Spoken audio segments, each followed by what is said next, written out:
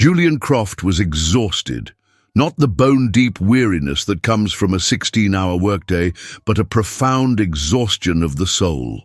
He had just discovered that his most trusted financial advisor, a man he had known for over a decade, had systematically embezzled a fortune from his investment firm, leaving him teetering on the brink of a catastrophic financial crisis. Feigning sleep in his plush leather armchair, he watched from the corner of his eye as the 5-year-old daughter of his cleaning lady played quietly in his office.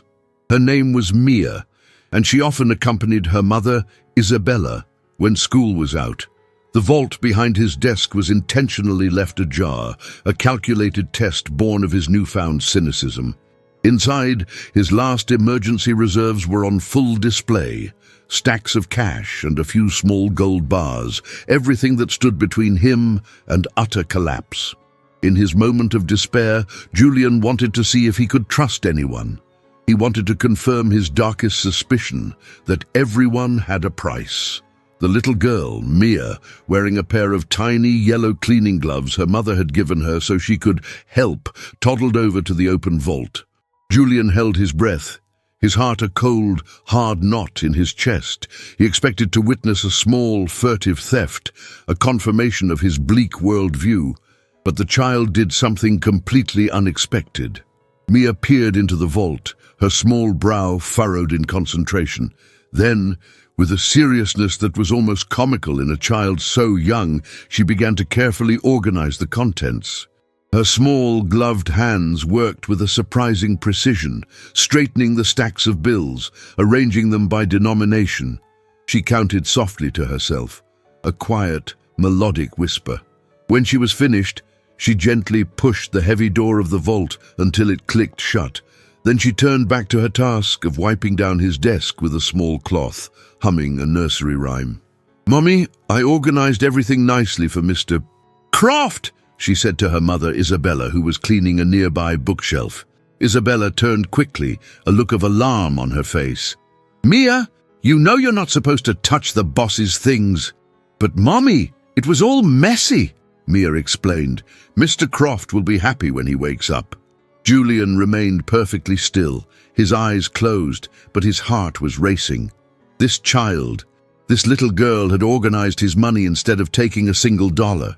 For the past few months, ever since discovering the advisor's betrayal, he had lost all faith in humanity. Everyone, it seemed, was just waiting for an opportunity to take advantage. Isabella, a woman of 35 with dark, curly hair pulled back in a practical ponytail, looked nervously at her daughter. She had been cleaning Julian's executive offices for 2 years, always maintaining a respectful, almost invisible presence. Mia often came with her during school holidays when there was no one else to watch her. "Come here, my love. Let's let Mr. Croft rest," Isabella whispered, taking her daughter's hand. But Julian had already seen enough for one day. In the days that followed, he continued his charade, intrigued by the behavior of this mother-daughter duo. He would fall asleep in his chair, leaving out small temptations, a few bills on his desk, a fancy pen, his expensive watch. Each time, Mia would carefully put the items back in their proper place. She would straighten the papers, wipe down the surfaces, and treat his belongings with a reverence that was both baffling and deeply moving. A week later, driven by a curiosity that was beginning to chip away at his cynicism, Julian had his security team do a discreet background check on Isabella Rossi. The details painted a picture of quiet struggle and resilience. She lived in a small, cramped apartment in a working-class neighborhood on the outskirts of Chicago, in a housing complex where the rent consumed more than half of her meager salary. Mia's father had abandoned them when the girl was just 2, leaving Isabella to raise her daughter alone. Julian had never paid much attention to the personal lives of his employees. To him, they had always been numbers on a payroll, cogs in the machine of his empire. But now, watching Mia care for his possessions as if they were sacred treasures, something began to shift in his hardened heart. "Mummy, why is Mr. Croft always so sad?" Mia asked one afternoon, while Isabella was polishing the large windows of his office. Sometimes grown-ups worry about important things, my love, Isabella replied gently. Let's just focus on our work. But I see him looking at that vault with a worried face. Maybe he's scared of losing his money? The innocence of Mia's observation struck Julian with a surprising force. The child had perceived his anguish in a way that none of his high-powered executives, with their MBAs and market analyses, ever could. The next day, Mia brought something that left Julian speechless. It was a small pink piggy bank, simple and cheap, which she placed quietly on the floor next to his armchair. Julian continued to feign sleep, but he watched as she whispered to it. This is so you won't be sad about your money, Mr. Croft. Mommy says when we save money in the piggy bank, it grows. Isabella discovered her daughter's gesture a few minutes later and was mortified. Mia, what did you do? She whispered, trying to retrieve the piggy bank. Mommy, he needs it more than I do, Mia insisted. I heard him on the phone yesterday. He said someone took his money.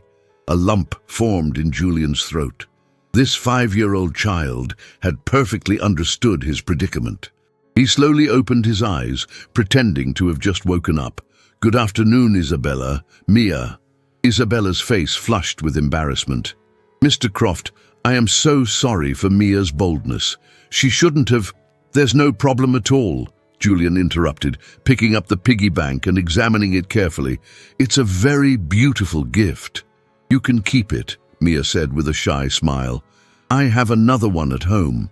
Julian looked at this child, so small and so profoundly generous, and he felt something he hadn't felt in years. It was a flicker of genuine hope. But he needed to understand this family better before he made any decisions. He needed to know if this goodness was real.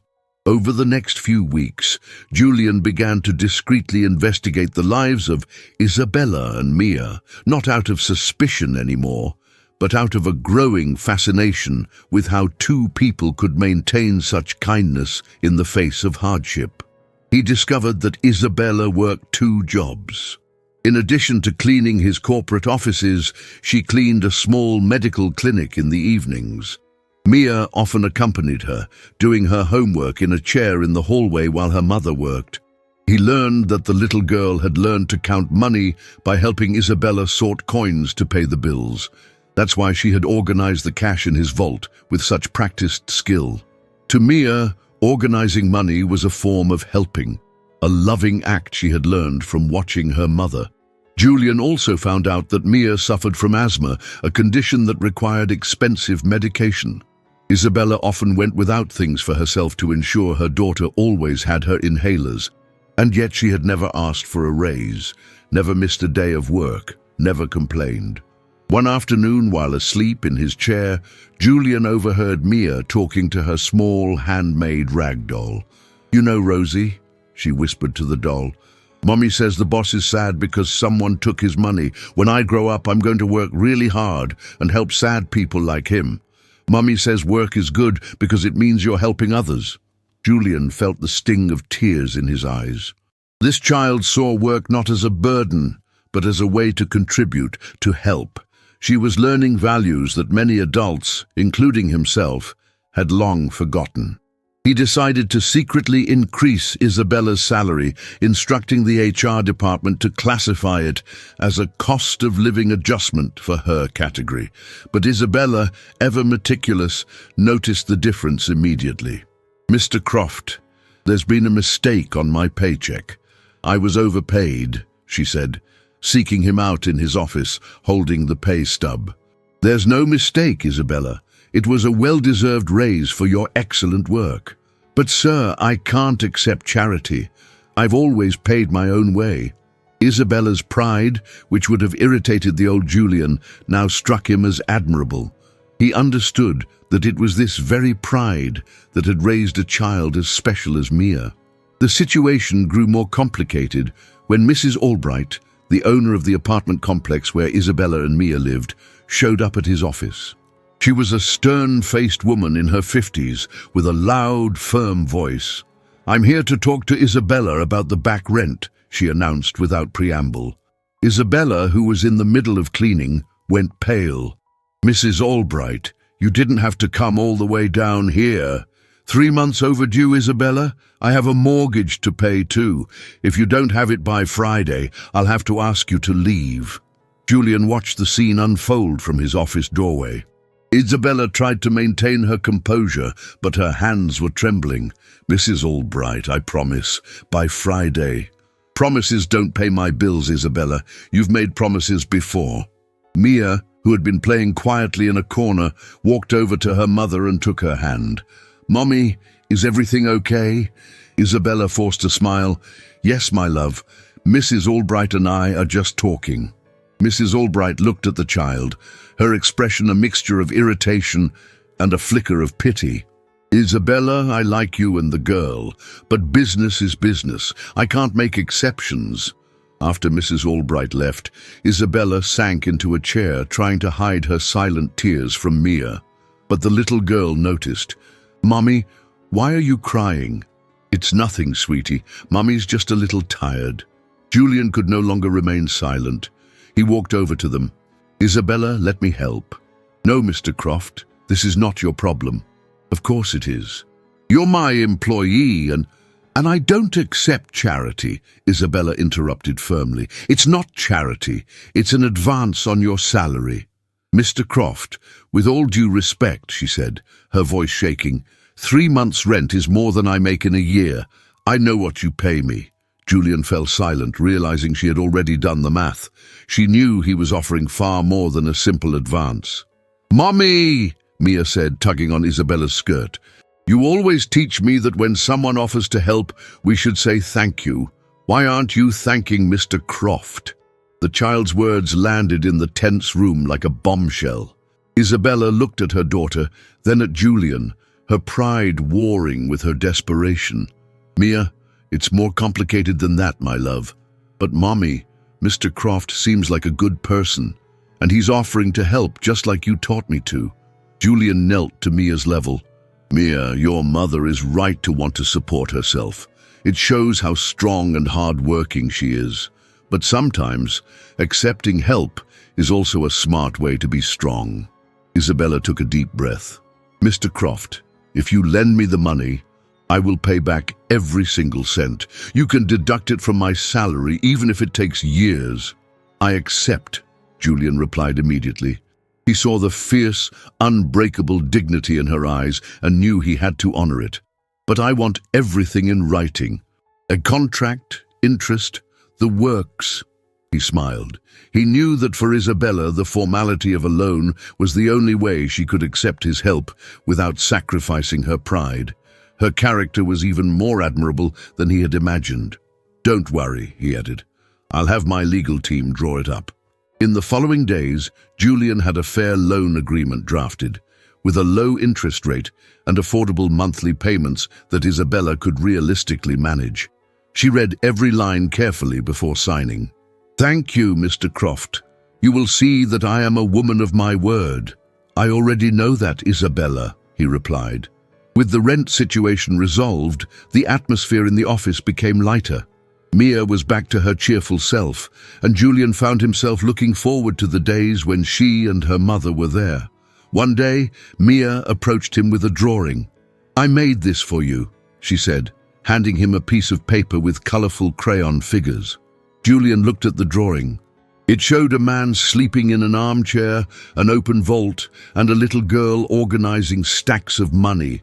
In crooked letters it said, Mr. Croft happy. It's beautiful, Mia, but can I ask why you drew me sleeping? The little girl giggled. Because you're always pretending to sleep when I'm cleaning your things, but I know you're awake. Julian felt his face flush. The child's sharp perception had unmasked him.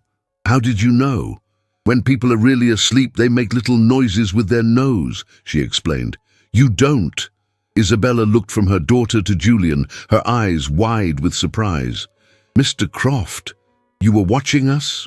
Julian felt like a schoolboy caught in a prank. I can explain, he began. After what happened with my financial advisor, I needed to be sure I could trust the people around me. And you were testing us? Isabella asked, a mixture of hurt and understanding in her voice. At first, yes, he admitted, but I quickly realized that you are exactly who you appear to be. Good, honest people. Mia tugged on Julian's shirt sleeve. Mr. Croft, you don't have to pretend to sleep anymore. I promise I'll always take good care of your things.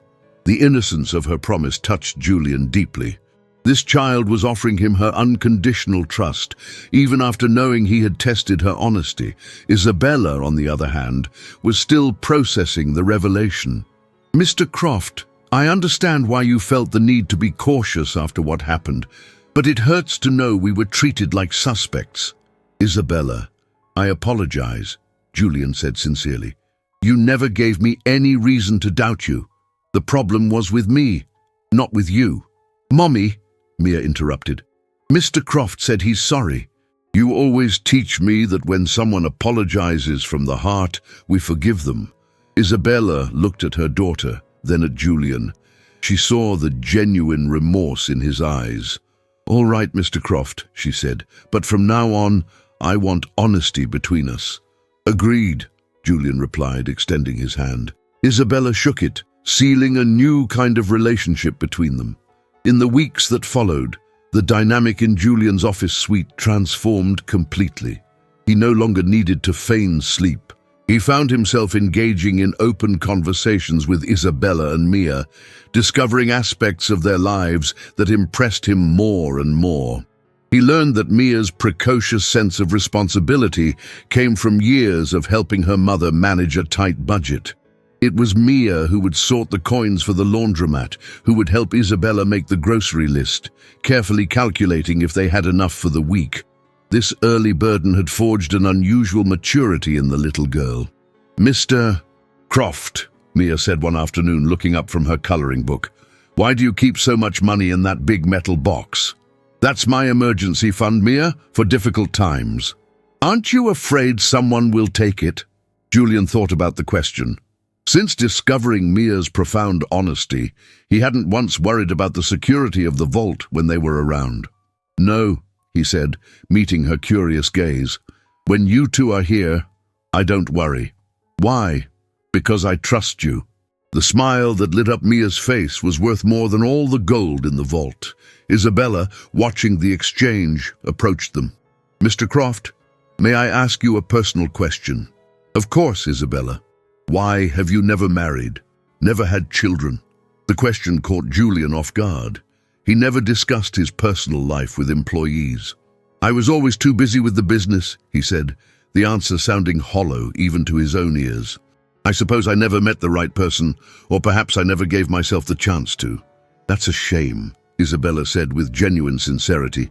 You would be a good father. How can you be so sure? By the way you treat Mia, she answered simply. She adores you. Julian looked at Mia, who was now meticulously organizing the pens on his desk with the same focused dedication she had shown with the money in the vault. I adore her too, he admitted, his voice softer than he intended. And you, Isabella, you've both brought something into my life that I didn't even know was missing. What's that? Simplicity, genuine joy, the feeling that there are still good people in the world. Isabella smiled. You were always a good person, Mr. Croft.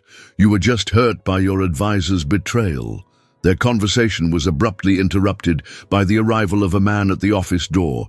It was Carlos, Isabella's ex-husband and Mia's father. Julian recognized him from the photos in Isabella's file. Isabella, Carlos said, walking in without ceremony. We need to talk. Isabella went pale, her posture instantly changing. She seemed smaller, more vulnerable. Carlos, what are you doing here? I heard you're doing well for yourself now, working for rich people. Daddy, Mia shouted, running to hug Carlos. The man picked her up, but his eyes were fixed on Isabella.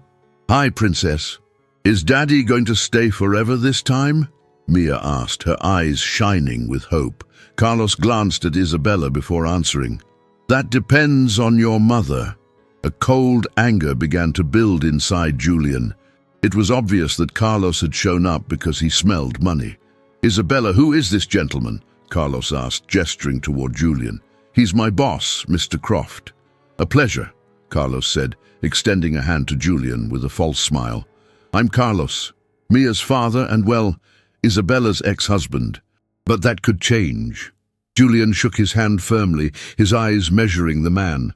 A pleasure. And what brings you here after all this time? I came to get my family back, Carlos announced. I admit I made mistakes in the past, but I'm ready to take on my responsibilities now. Isabella lowered her head, clearly uncomfortable. Carlos, you abandoned us 3 years ago. You can't just show up and what, Isabella? I'm Mia's father. I have rights. Rights? Julian couldn't contain himself. What rights? Where were you when your daughter needed medicine for her asthma? When Isabella was working 2 jobs just to keep a roof over your heads? Carlos shot Julian an irritated look. With all due respect, sir, this is a family matter. Daddy, Mia said, still in Carlos's arms, Mr. Croft is our friend. He helped Mommy when she was sad. Carlos looked from his daughter to Isabella. Helped you how, exactly? Isabella took a deep breath. Carlos, let's talk about this in private. No, Julian said firmly. If this is a family matter and Mia is part of that family, then she should be present. And as their friend, so will I. Carlos laughed, a sarcastic, ugly sound.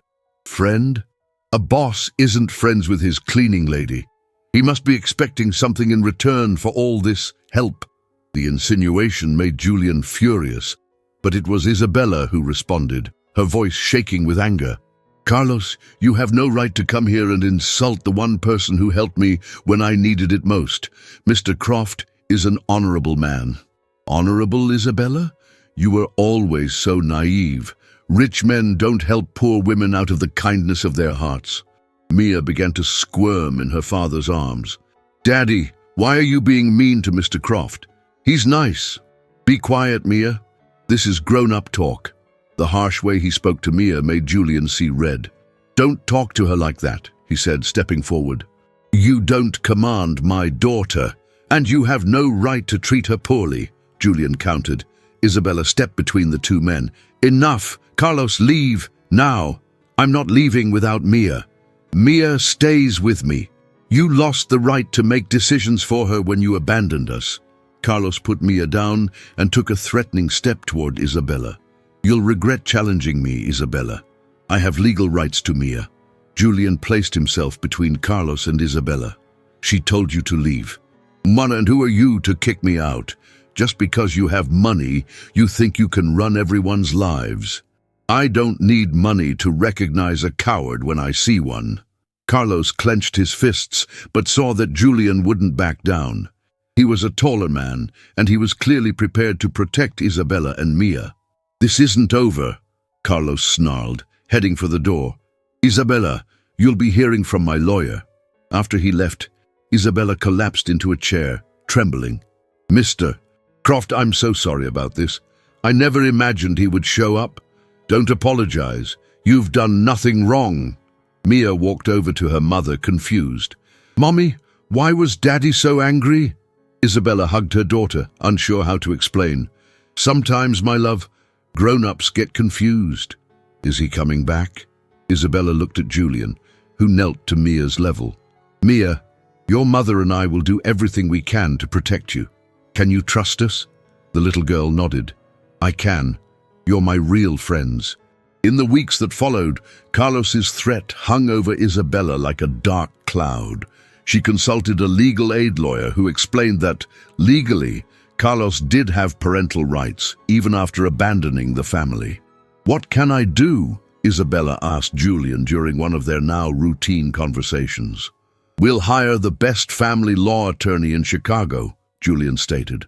Carlos can't just reappear after 3 years and demand rights. He willingly gave up. Mr. Croft, that will cost a fortune. I can't accept. Isabella, stop worrying about money when it comes to Mia. She is more important than any amount. But sir, no buts. You would do the same for me if our positions were reversed. Isabella knew he was right. The kindness she saw in Julian was genuine, and she had begun to trust him completely. The lawyer Julian hired, a sharp and experienced attorney named Ms. Albright, was direct. Isabella, Carlos has legal rights, but his abandonment of the family for 3 years, without any financial or emotional support, weighs heavily against him. We will document everything. Your struggle to raise Mia alone, her medical needs, your financial difficulties. It will all show that you have been the sole responsible parent." The first court hearing was tense. Carlos's lawyer argued that his client had a right to be in his daughter's life, and that Isabella was being unduly influenced by her wealthy employer. Ms. Albright, however, was impeccably prepared. She presented documents proving Carlos's abandonment and medical reports on Mia's asthma, which required constant and costly care. The judge, an experienced woman with decades on the family court bench, listened to both sides intently. When Julian was called to testify about Carlos's aggressive behavior, his account was precise and impactful. His motivation was clearly not the well-being of his daughter, Julian concluded, but some kind of financial interest. The case dragged on, but the turning point came when a court-appointed social worker interviewed Mia.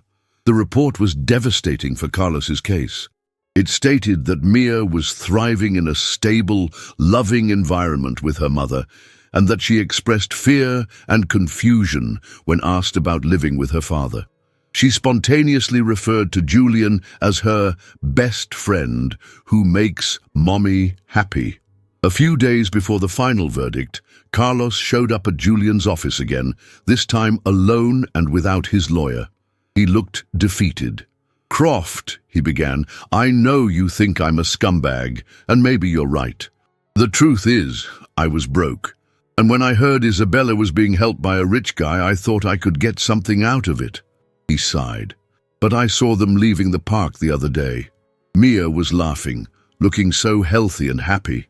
And Isabella, I've never seen her smile like that. I'm withdrawing the lawsuit, just take care of them. They deserve to be happy." With the legal battle over, a profound sense of relief settled over them. To celebrate, Julian suggested dinner, but instead of a fancy restaurant, he asked Isabella to cook at his penthouse so Mia would be more comfortable. The penthouse was grand and elegant, but as Mia pointed out with childish honesty, "It's big, but it feels a little cold." The observation struck Julian. His home was a symbol of status, not a place of warmth. "A house only becomes a home when there's love in it," Mia said wisely, echoing something her mother had clearly taught her. During dinner, Julian made a decision. "Isabella, Mia," he said, "I have a proposal for you. I'd like you to come live here with me." Isabella was speechless. "Julian, I know it's sudden, but think about it. Mia would have her own room, a yard to play in. You could go back to school if you wanted. You wouldn't have to worry about rent or medical bills. Is this because you want to help us? Or because you love us?" Isabella asked, her voice trembling. Julian didn't hesitate. "Because I love you," he said. "Because I want you in my life every day. Because this house will only ever feel like a home if you're in it." Mia clapped her hands. "Mommy, let's do it. It'll be like having a real family." Isabella looked from her daughter's beaming face to Julian's earnest one. "I love you too, Julian," she whispered. "But I'm scared." "Don't be," he said, taking her hand. "We'll figure it out together." 3 months later, Isabella and Mia were fully settled in. The penthouse was transformed. Mia's drawings decorated the walls, and toys were scattered in a happy mess. Isabella had enrolled in an online business degree program and had filled the space with plants and flowers, bringing life to the once sterile rooms. One evening, as Julian helped Mia with her homework, the little girl asked, "Mr. Croft, when are you going to marry my mommy?" Julian looked at Isabella, who blushed deeply. "Your daughter is right," he said softly. "Isabella, will you marry me? I want to adopt Mia if you'll let me. I want us to be a real official family." "Yes!" Isabella cried, laughing through her tears. "Yes, 1,000 times, yes!" The wedding was a small, joyful ceremony. Mia, as the proudest flower girl in the world, walked them down the aisle. At the reception, Julian made a toast. "I once thought I had lost everything," he said, looking at his new wife and daughter. "But I was wrong. I had to lose my faith in the world to find what truly matters. I had to be tested by a 5-year-old girl to remember what honesty and love look like. You two are my greatest treasure. Years later, Julian would often look back on that day. He feigned sleep in his office. He had set a trap to confirm his cynicism, to prove that the world was as broken as he felt. Instead, he had found a family. He had learned that the most valuable assets aren't stored in a vault, but are held in the heart. And that sometimes the greatest fortunes are discovered, not when you are looking for them, but when you have the courage to open your eyes to the goodness that was there all along.